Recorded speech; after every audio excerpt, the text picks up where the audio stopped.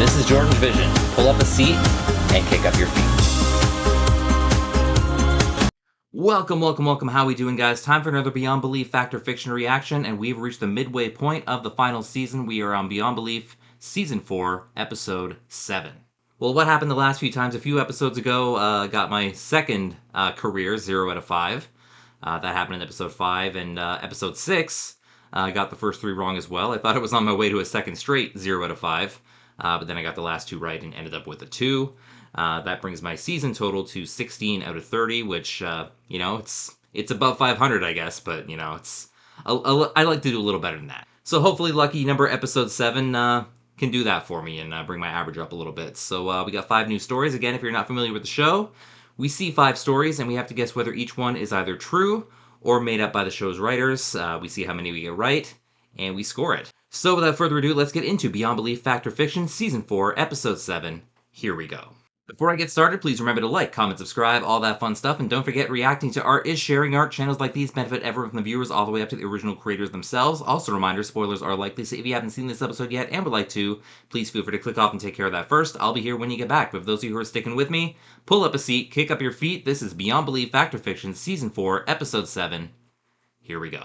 Examine, if you will, 2 sculptures of different sizes. All right. Obviously, this one is larger than this one. Is it? But is it really? Now you can see they're exactly the same size. The stories I kind of saw that coming. You can see how that looks bigger, but yeah. Very often, size matters. That's what she said. Matt and Denise Russell have just lost their son, Danny, a victim of a cowardly hit and run. They want a memorial placed at the, and like their son's memory, what they're about to experience will live in their hearts forever. Danny Russell was only 9 years old when he hit 9 years old? Way to kill me, show. There were no witnesses and no suspects. All I had was a chip of blue paint from the fender of Danny's mangled bike. I don't care if this is real or not. I want to catch that guy. They'd lost their only child, and they simply wanted to erect a small memorial to him at the site of his death. Go do it, man. First, they had to get past civil servant Andrew Burke. Oh, the red tape. I can't possibly approve your request for a memorial. Why not? If we started doing this type of thing, there'd be memorials going up all over town. But Mr. Burke... And what's wrong with that? Sorry for your Mr. Burke, where Danny was killed is a very dangerous intersection. People speed through there all the time, running that stop sign. Now, if they saw a memorial and knew a child died there... Exactly. Maybe they... You're making me look like a very bad person, Detective Duncan, and I'm not. No, you're making yourself look like that, dude. I feel you don't understand the amount of work and money that goes into getting an approval on this type of request. Mr. Burke, we're more than willing to pay for whatever costs come up. Does money talk? The hard part is getting the special permit. So how do they get the special permit? They would need an executive waiver, and those are very difficult to get. do they have people like you I'm making that sorry, decision? I can't be, but what you're asking for would set a very dangerous precedent. Now, I really am late. You're late in more ways than one, buddy. This building's just full of bureaucratic weasels like him. Nothing but double talk. Well, you did your best, Phil. I did nothing. This guy's a I just fighter. want to find the person who took your boy away. Thank you. Man, I hope the story has a happy ending, man. I mean, obviously the boy's not gonna be alive, but I hope they catch the Just when I person. thought a permit signed by the mayor approving a memorial for Danny Russell turned up on Andrew Burke's desk the following day. Oh. So it wasn't Burke that felt hard? The permit simply appeared, and no one knew how it got there. I found out So- later that the mayor didn't even remember signing it. Today. Magic permit appears out of nowhere? And we'd especially like to thank Detective Phil Duncan for all the support he's given us. Yeah, this dude rocks. We'll My show wife his and I would face. now like To this day, I truly believe there was something that was not of this world about the wind that day. It just came up out of nowhere and started blowing. A strong, warm wind. from much That's of the warm river. wind? What that wind did next will be talked about in 32nd District long after I'm gone. That car is blue. Hey. Oh, that is way too symbolic right there.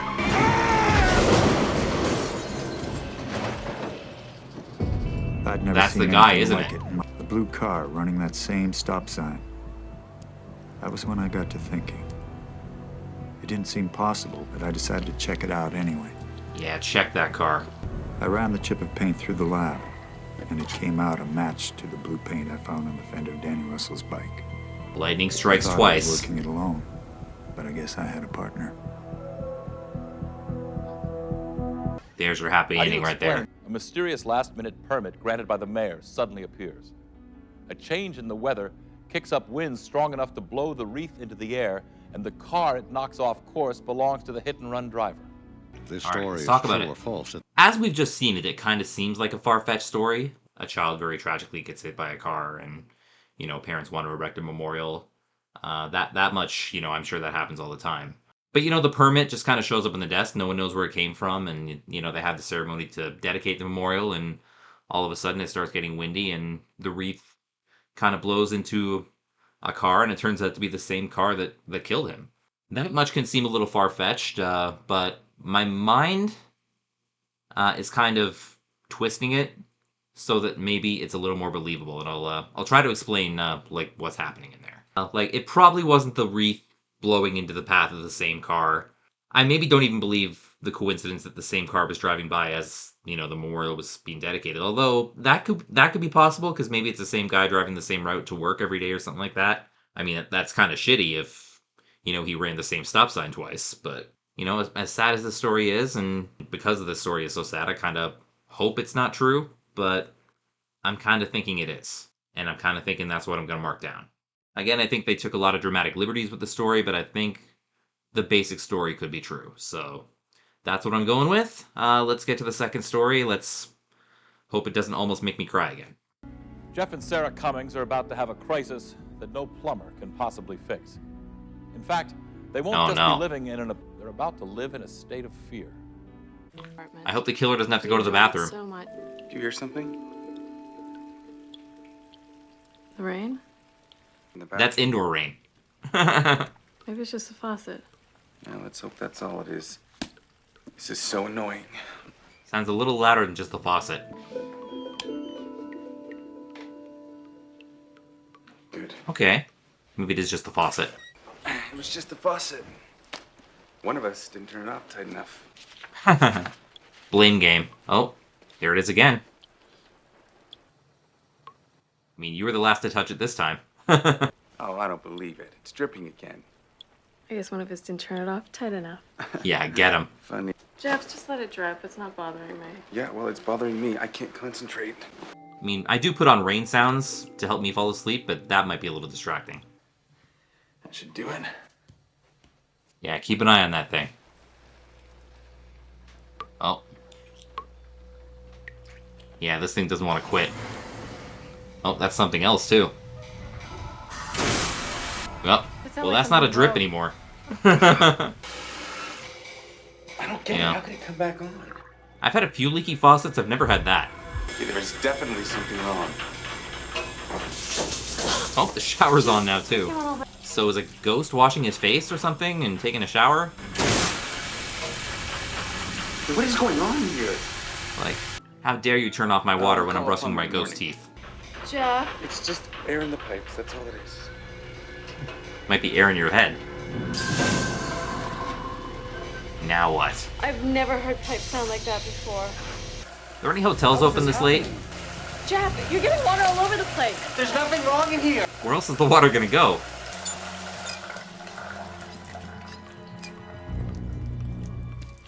Okay, stay. Good water. Do you think it's over? Have you seen this show? There's water everywhere. We better check on the tenant under us. I bet it leaked through. I'm gonna go wake up the super. That neighbor's probably writing a nasty note. Nothing happened in your apartment? No. You didn't hear the sound of the pipes? No, all I heard was the rain outside. Lucky guy. It's Roy. I know it's late, but we got a plumbing problem. Mrs. Flores? I'm getting a feeling about the story now. Mrs. Hang on. Flores? Flores? Oh! What? Yeah, that's part of my feeling. Call 911. Agnes Flores, the widow who lived below us, had suffered a heart attack that night while she was drawing a bath for herself. If our plumbing hadn't gone haywire, we never would have found her in time to save her life. Weird, man. Jeff and I thought it was just a weird coincidence until we got back to our apartment. Let me guess, everything's fine now. What? Thanks? Okay. Was it just a case of bad pipes? If so, how do you explain the fact that Jeff and Sarah never had any other problems with the pipes, before or since? And how about the word thanks that appeared on their bathroom mirror? Whether this story is true or not, I don't think that was there. This is another one that I could see being true, but I got some problems with. Their faucet goes haywire. He tries to fix it a couple of times. He does. Then it starts going full blast, and the shower starts going too, and like everything's crazy. They get the presence of mind, which, you know, I don't know if I would have had the presence of mind while this was happening in my own apartment. But they get the presence of mind to check on, you know, the neighbor downstairs. Think, you know, this is probably leaking down into their apartment. You know, they get let in and they find out that she's had a heart attack. She was drawing a bath, and then the heart attack happened, and you know, her bathtub was full, and I guess in some kind of cosmic way, they get alerted to it by their bathtub being full. It's a lot. It's a lot. I could see if they were alerted by something else, like if they got her mail or something like that. Like if that's what really happened, I could see them like fleshing out the story to make it look like it was the showers and, you know, the big thanks at the end when they get back to their own room. As the story was shown to us, and I know, again, they have the license to make changes, but this story is just a lot. And I think it was just constructed a little too well, and I'm going to call it fiction. All right, third story. Here we go. What can you learn from looking at a portrait?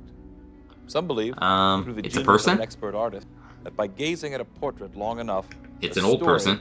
This picture has a fascinating story behind it. Okay. Some would say unbelievable. And as a result I'm used to unbelievable on this show. Okay, there's our artist, I guess. I sold my first painting when I was 12 years old.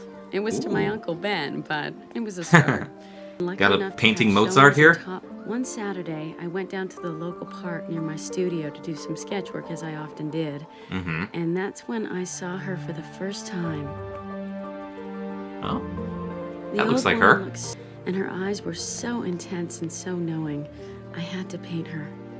We saw the painting. It made for a pretty good painting, so... I'd love to do an oil painting of you. Why would you want to paint a portrait of me? I'm old and tired. Take it as a compliment. Children, they're still beautiful and full of life.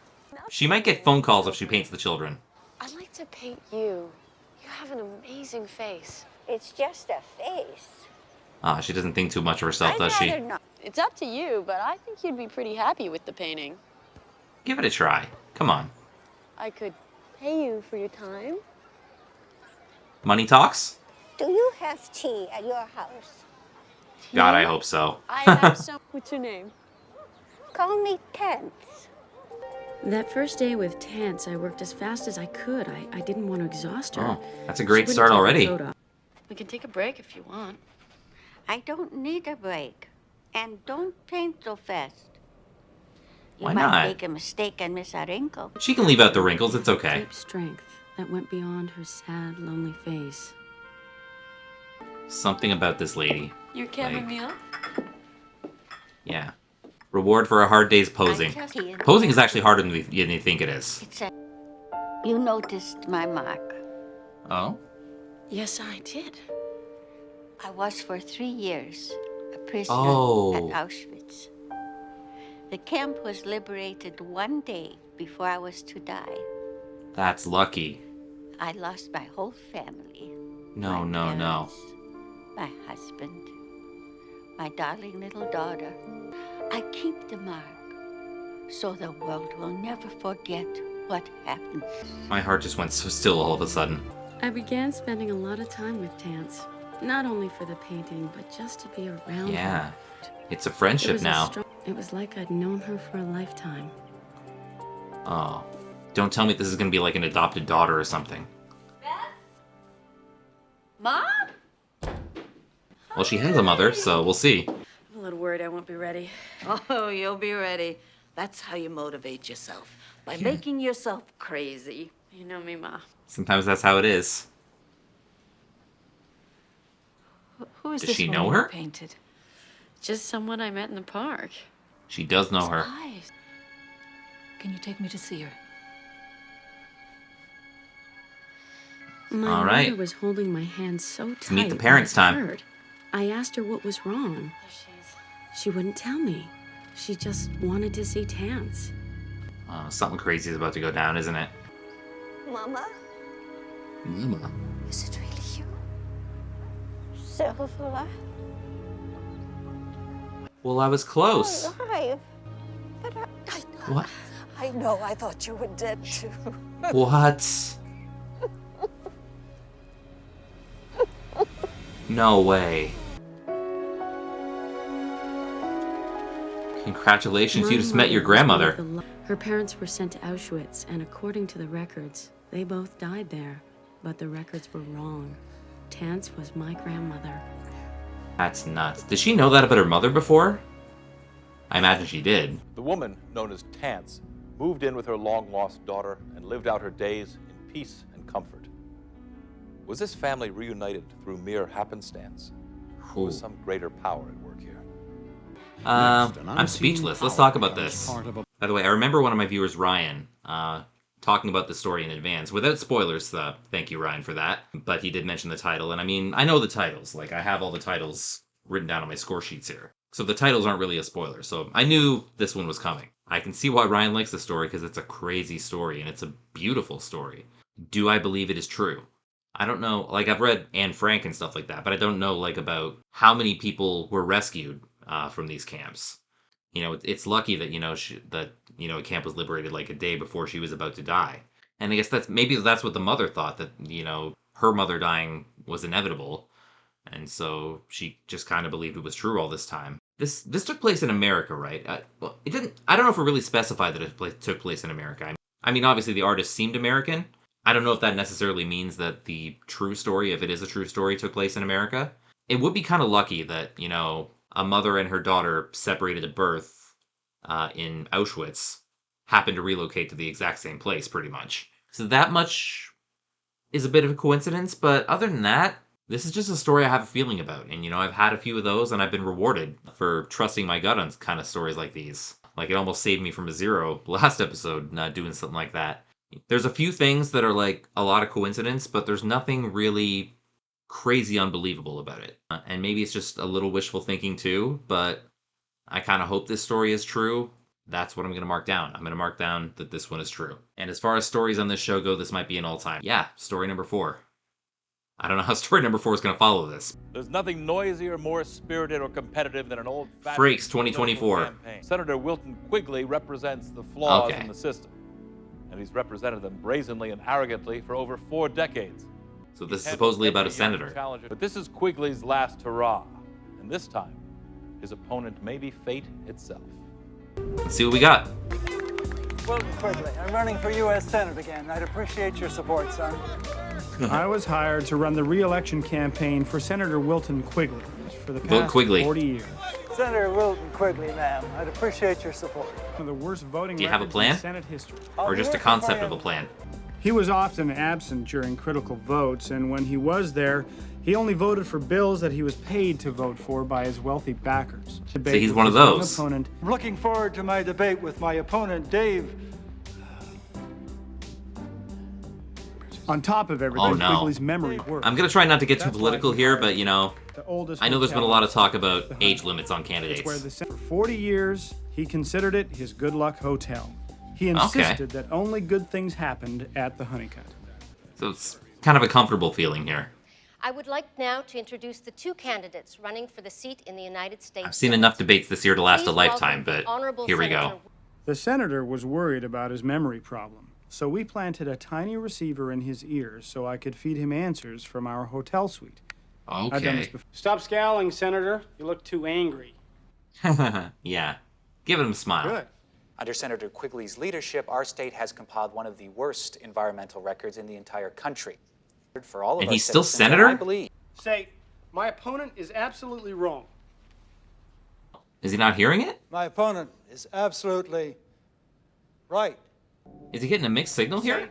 As your U.S. Senator, I've always put the interest of big industry ahead of the health of the people. What are you doing? Yeah, he's scrambling everything. What? Say, I was misunderstood. I have never been in the back pocket of big business. I was misunderstood. And I've always been in the back pocket of big business. He's mixing everything up. Wow.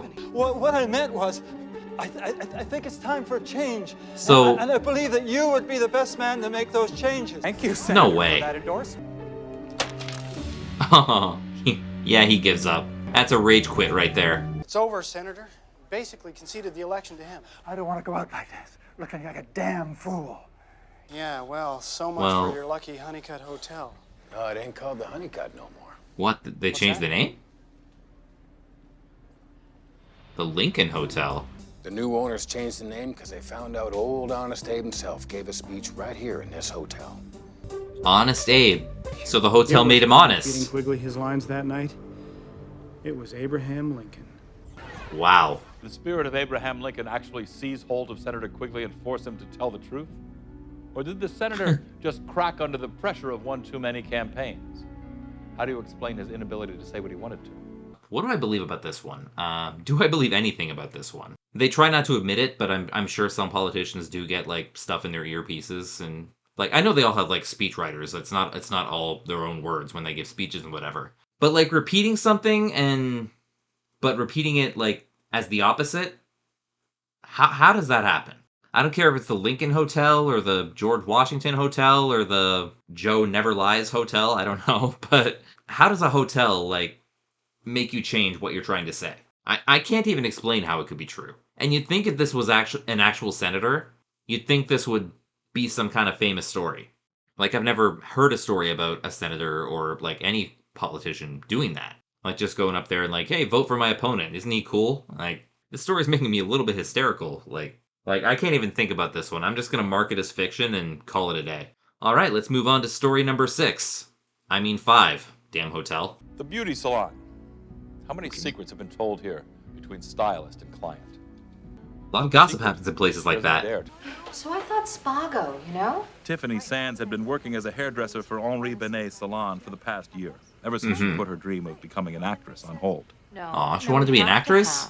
The Golden Globes party at our house. I mean, it's so much more personal that way. She does kind of look like an actress. I mean, technically she is an actress, but... Reese and I are having a party on Saturday night. Everybody is going to be there. I'd love it if you could. Everybody? I would love that. Is Miley Cyrus going to be there? Yeah, do it here. I thought I'd come by and surprise you. Oh, that's so sweet. Aww. Oh, hey, do you remember? Tiffany, of course. How have you been? Fine. So, what do you think? Is it too short? She do a good job? Honey. Oh, thank you, sweetie. Well, Tiffany helped. No, I'm sorry. I got to run to another meeting. Ah. I know you work too hard. Yeah. I love you. I got a feeling about this guy already. Wait. Is that him and Tiffany? Yeah, some meeting. I want you to divorce that cow.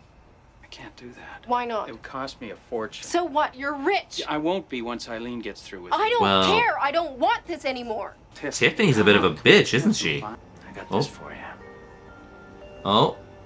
Doesn't really mean anything if you're still married. It's just a fraction of what you're worth to me. Like, I wonder if he had it in his pocket for his wife, and, you know, as soon as he starts fighting with Tiffany, it's just like, here you go. Does it come with a curse? Oh, yeah. My wife. Oh. Can't get rid of her so easy, eh? I mean, I could think of a way, but... Oh, it's beautiful. My boyfriend gave it to me. He's an attorney, just like Reese. Yeah, just like Reese. You must be a great guy to give you a ring like that. He is. Oh, if you only knew, sister. Well, you should marry him, sweetie. I'm working on it. She gonna go all Sweeney Todd on her? All right, let's see if this baby works. Oh, hey. Okay, take it easy, okay? Everything's... I guess it Nothing's on doesn't fire. work too good. You know, you're lucky you didn't have one of your rich clients in here. Would have turned their brains to French fries. Sure There's didn't turn enough your brains to voltage French in here to turn fries? somebody's brain to- Could you rig one up to do that? Oh, yeah, easy. That's gonna be Tiffany next time she's in. It's worth $150,000. I'll sell it and give you half. If you rig a dryer up to do that when I turn it on. Oh, no. You got anything that you want to sweeten the pot with? I think we could work something out. So she's gonna have a man on the side, too? This is like a love rectangle at this point. Wanna go for Pentagon? Has that lawyer asked you to marry him yet? Not yet, but he might by the end of the day. Really? Oh, Tiffany, I'm so happy for you. That's wonderful. Thank you. Listen, don't forget to send me an invitation. I won't. Oh, I hate Won't be sending out those necessary. things. Can't you just blow it out? No, Eileen, it wouldn't process right. Come on, you gotta sit under the dryer, sweetie. She almost had a way out. How's that, all right? Yeah, it's fine. Great. Goodbye. All right. Goodbye. Oh, whoa, whoa, whoa, whoa, whoa. That got Tiffany. The fatal shock of electricity traveled from the dryer to Tiffany's expensive ring. The ring conducted it. When the repairman showed up that evening, he was questioned by the police. Eventually, he tripped up and confessed to rigging the dryer. He then received a criminal conviction in connection with the death of Tiffany Sands. Yeah, I bet. Really... So talk about this last one. So we got Eileen and Tiffany. Tiffany's her hairdresser. Eileen, her husband comes in, introduces her to Tiffany, and it turns out the husband is kind of seeing Tiffany on the side, gives her the big expensive ring, and, you know, Tiffany wants Eileen out of the way. As it turns out, when she turns that dryer on, the electricity goes through her ring and kills her instead of, you know, the woman intended. So yeah, is there anything really outrageous about this story? I mean, it's kind of an outrageous story in itself, but is it unbelievable? I imagine, like, if you turn on something electrical that has, like, an electrical short or whatever, I imagine the electricity would be conducted by something, and that something may just be a metal ring. Since the dawn of time, like, you know, people have had women on the side or men on the side. Like I said, love rectangle, love hexagon, whatever you want to call it. It's been a little inconvenient to have that third wheel or that fourth wheel or whatever, and, you know, people want that person out of the picture. So, like, instead of just stabbing someone in the barbershop with a pair of scissors, like, you'd get caught if you did that. So I imagine she wanted to do something a little more discreet, like rig something electrical to malfunction or whatever. It didn't work the way she planned, and she's the one that ended up dead. So yeah, there's really nothing about this story that I can't believe. So I'm going to mark this last one as true. Okay. I've got stories 1, 3, and 5 as true. I've got stories 2 and 4 as fiction. So let's see how we did. I got a pretty good feeling on this one. Let's go. Now let's look back at tonight's stories and find out which ones are inspired by actual events and which ones are totally false. Let's review the story of the memorial wreath that caught a killer. So I said true. That would suck if his wreath actually blew away like that, but...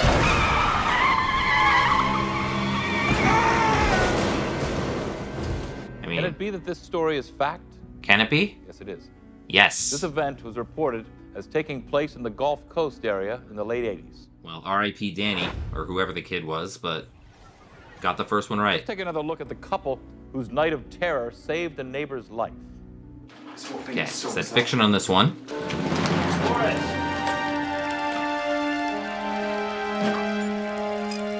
Call 911. Is it possible that this story is true? Is it? Yes, it is. Oh, it is? There's a published report that a similar story happened to a couple on the East Coast in the late 80s. Oh, thought the storytelling was a little too flashy, but guess it was wrong. 1 out of 2. How about the story of the reunion of the family brought together by a portrait? And I said this one was Mom, true. What's wrong? Her name is Tance. Giving me the chills all over again. Can you take me to see her? Was this story based on a real happening? Was it? Yes. It Yes. happened in New York in the mid-70s. So that's 2. What was your opinion of the dishonest senator who was forced to tell the truth in the historic shadow of Abraham Lincoln? This one was just too wild. I said fiction. Can't We haven't had a believe fiction you yet. endorsed. Yeah, well, so much for your lucky Honeycut Hotel. No, it ain't called the Honeycut no more. What's that?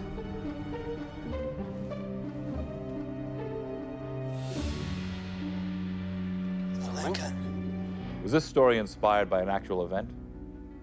Not on your life. It's a lie. That was about the easiest fiction ever. 3 out of 4. The Chance for story 4. of the beautician who was killed by her ill-gotten expensive ring. How did you judge that one? And I said this last one was true. Looks like the Hope Diamond. Does it come with a curse? Oh, yeah. Oh, it did come with a curse, didn't it? Is this strange lesson on the evils of greed and lust true? Sorry. No. It's a fraud. Well, still got a 3. Nothing to easy to sneeze at. find All right, let's wrap this one up.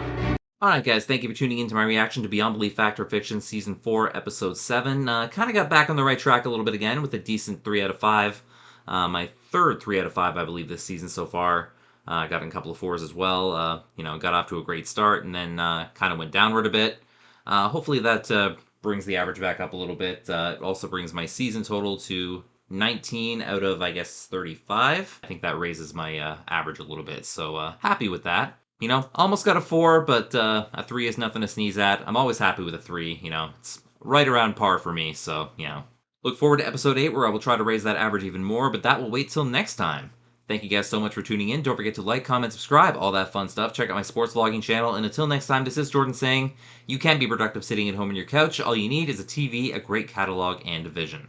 This has been Jordan's Vision. Have a good one, guys. Take care, and bye-bye.